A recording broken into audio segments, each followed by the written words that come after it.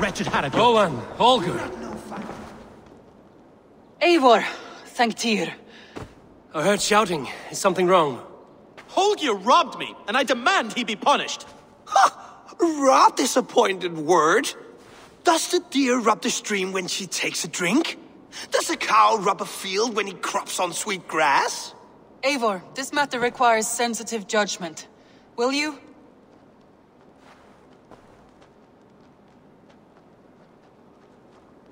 Of course. From the beginning, please. Well now, there is no excuse too small, I see. Nothing to keep you from coveting that seat, is there? In Sigurd's absence, who has better claim to oversee these disputes? You might leave them to work it out for themselves, but that would mean letting go, would it not?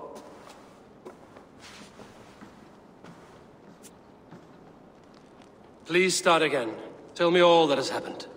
I will start. I have been falsely accused by this Saxon Philistine. A Philly what? Are you mocking me? Silence, please. I will hear both of your complaints and render a decision, awarding compensation if needed. Understood? Rowan, tell me your version of these events. As you are aware, Holger and I are neighbors. Near enough that I often catch him at my stables, stealing my tools. Borrowing. Holger, let him speak. Stealing, borrowing. My point being, I have always allowed him to use whatever he pleased. I greatly admire your Norse generosity and had hoped to match it. But this morning, Holger stretched the limits of my grace. Entering my stables for their feed, I found my most beautiful, gentle mare stripped of her tail. Bereft, not a strand in sight. I am ashamed to say my natural suspicion drew me to Holger, and how right I was. For when I peered across the lane, there he was, gripping a horsetail brush slathered with indigo, dragging it across a sheet of Painting, Rowan. I was painting. You make it sound so crude. You see? Such willful arrogance. It will take ages for Ilgafur's tail to reach its former length. I demand compensation. I understand. Thank you, Rowan. Holger, let me hear your side. Eivor, you have known me as a skald for years.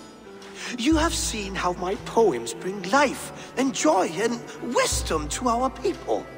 And you know that my work requires a certain, let us say, freedom to make use of rare resources to compose my verses. Often when lacking the proper tools, I have made use of novel items. Alvis's walking stick, Tovi's inks, all were given gladly. You cut off my horse's tail to make a brush, you bleed. Rowan? As I was saying, this morning in the throes of poetic reverie, I realized that my latest piece required delicate brushwork. I could have used a frayed stick, some cloth, my hands, but no. I needed something gentler, softer. To make a perfect brush, I needed the fine hairs of a well-raised horse. And so I availed myself of a local resource. You clipped Alfgafur's tail to the rump without asking. It was early. I did not wish to wake you. Thank you, Holger. I believe I understand your position. I believe I have heard enough. If you will... My horse looks like a fool, Eivor. No handsomer than a donkey now. You must do something. Do not conflate hair with beauty, Rowan. She remains radiant. Elgifer's hair will grow back in no time. Quiet, both of you. Now listen. Holger, Rowan is clearly in the right. You sheared the tail from his horse without gaining permission. I borrowed the tail. Borrowed! Does the reality of regrowth not make this a victimless crime? It is a two-victim crime, Holger. Though they are unharmed, you took without asking, and that will not do. As the horse's value has diminished significantly, you will pay Rowan its market price. But the horse was not for sale. Rowan, admit it. My decision is final, Holger. Pay what you owe, and meet tomorrow as friends. And if I do, may I keep the horse? Pay the man and be done with it. Rowan, does this satisfy you? It does. Thank you, Eivor. Good. Then by Tyr's blessing, let this matter rest. We're done here. Return to your homes in peace.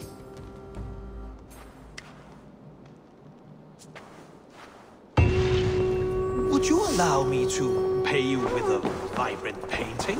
After all, in some ways you helped in it. Oh, hello, Eivor. Good day.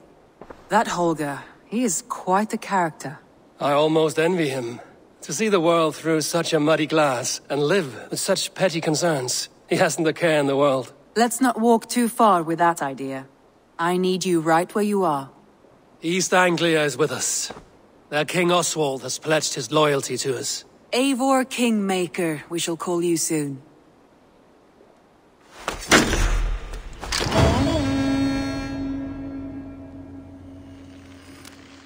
Some interesting news. King Ceolwulf has sent Ceolbert to Shropshire. He hopes to install him as Elderman there. Good for Ceolbert. He should do well considering all he has learned from you. I gave him only a taste of my knowledge. The rest he will need to figure for himself. One more thing. I do not know if you heard, but Svend passed away a short time ago. The poor man slipped away in his bed. I had not heard, no. And how is Tovi? She must be gutted. It has been rough on her. She spends quite a lot of time at his burial mound. Speak with her, if you have the time.